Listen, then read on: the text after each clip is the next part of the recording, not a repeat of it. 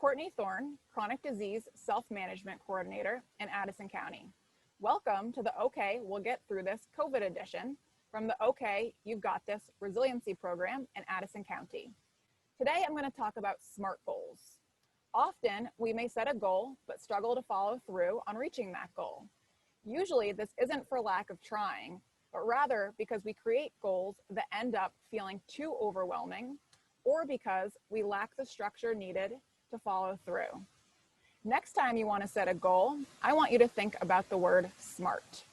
SMART is actually an acronym for specific, measurable, achievable, realistic, and time-based. Let's take the example of stress. With COVID, stressors of our daily lives have probably heightened. You may be feeling more stressed than usual, and you really want to work on decreasing the amount of stress in your life.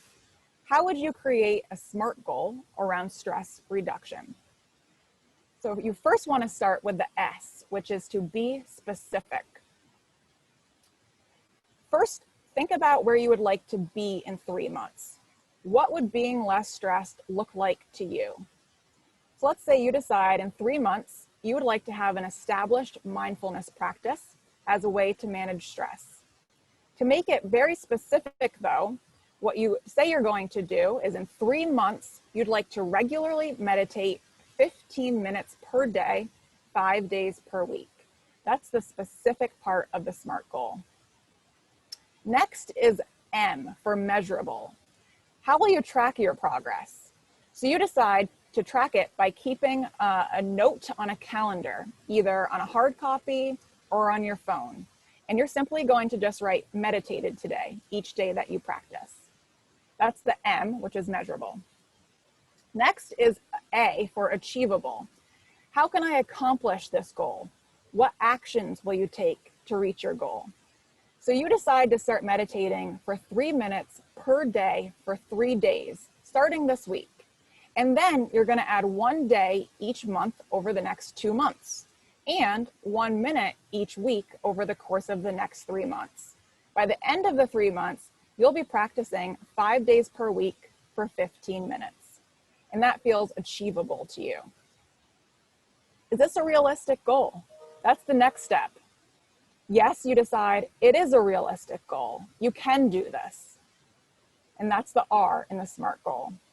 Finally, is it time bound? And what that means is, let's look at when you're going to spend time doing this.